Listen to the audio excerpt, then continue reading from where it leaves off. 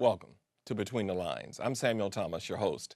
Today we're going to talk about the life and times, the world of Ellen White, from someone who has spent the time studying all about it. Dr. George Knight is our guest.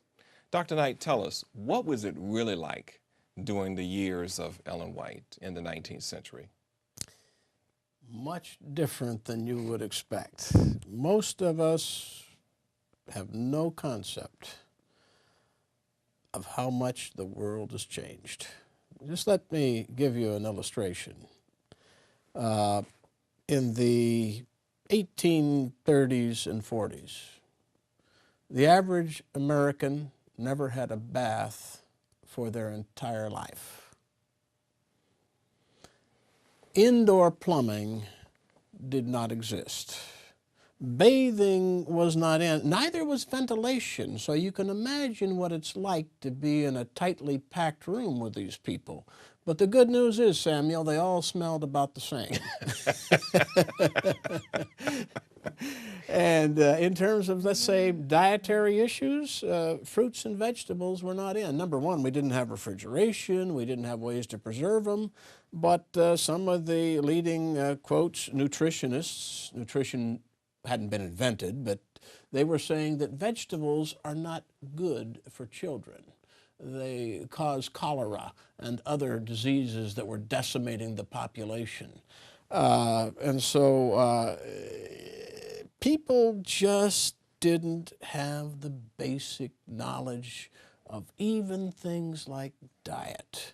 And it's in that context that we find the rise of certain reform groups, such as the American Vegetarian Society. Some people think that Adventists developed this stuff. No, all these reform ideas were in the air because they were living in a sick world. And they were looking for ways to make it better. And these were some of the formative influences, this reform era, on Ellen White. If you take medicine, for example, we think that if we go to a hospital, that a hospital is a place to get well.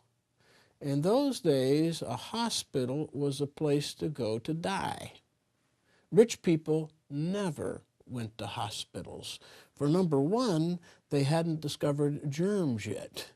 In fact, a surgeon, they could only do certain surgeries because they didn't have anesthesia.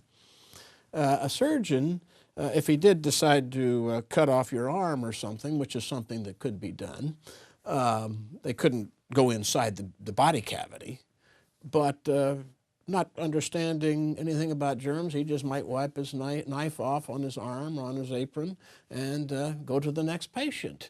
And so and I've got pictures in the book which deals with a hospital in New York City, one of the best, in which rats are running across the bed with the patient on the inside. We've got no idea. But I think of one of the Adventist pioneers, Uriah Smith. I think he was about 4 years old when they took off his leg on the kitchen table with no painkiller but his mother's hand. Now, I don't know if you really got this figured out. That doesn't bother me too bad, I don't think, until they get to my bone. You know what I mean?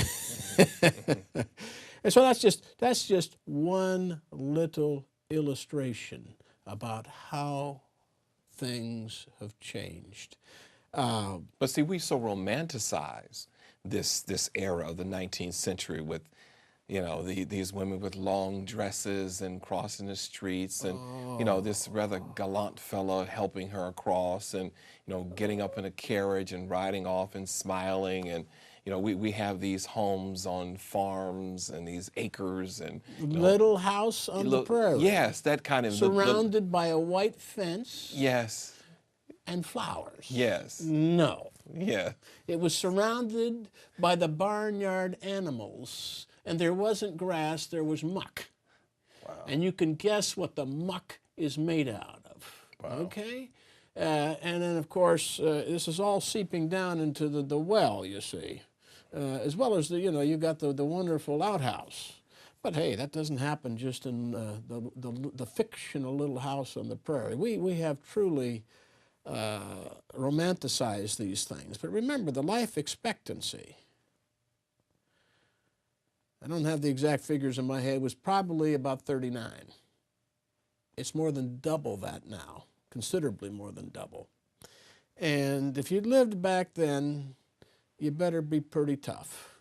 You would probably lose at least half of your children before they reach the age of 10. I take Ellen White, for example. She had 4 children. 2 of them lived into adulthood. That was pretty common. And so was the loss of a spouse. The farms were hard work, and so basically people got remarried pretty quick. You had a big family, you needed somebody to take care of it. It was pretty much a pragmatic business. So when we look at her life and so much being done when she was so young, everything was accelerated then because they didn't live that long. So they, I guess, were more involved in more adult-like decision-making much earlier than our children would be today. Yeah, I tell you. Now, it's true that some people did continue to live until 70 or 80, but when they set six, you see, we're in trouble right now because later in the century when Germany, I think it was Bismarck, set the retirement age at 65, well, hey, you didn't have to worry about too many people taking retirement. Now we're in real trouble. Your generation, brother, will pay the price of Bismarck. These things have changed. And now 65, you die at 65 or something, you know, Right. some catastrophe happened to you. Right. No, the times have changed so much. You know, you just take Washington, D.C., or take New York City. New York City had no garbage collection. They had hogs that roamed in the streets. That's right. No kidding. They roamed loose in the streets, and that's how they took care of their garbage. You can get, I've got pictures in the book with big garbage piles lining the streets because they didn't have any system to get rid of it. And I want to tell you something else, Samuel. You think automobile pollution is bad? When you get a couple of 100,000 horses in a place like New York City and you don't clean it up, you got tons, hundreds of tons weekly Yeah. of the solid matter, Yeah. besides hundreds of thousands of gallons of liquid matter. And in the summer, it made wonderful dust. And since they didn't have screens, it came everywhere. I mean, and in the winter, it made wonderful mud. And you talk about these long dresses, because, you know, we read about Ellen White saying we ought to shorten our dresses. Well, there's a good reason. Because they were dragging through all that stuff on the ground. And even that tuberculosis was a national problem, and so was spitting. Spitting was not seen as bad, even in the house. Spittoons were a late development. However, So wait a minute. Are you suggesting that people would actually just expectorate on their floors? where else are you going to spit? Oh my goodness. But polite men did not spit on the table.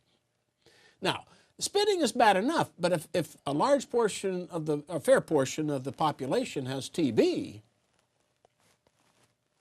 you can begin to see some of the problems.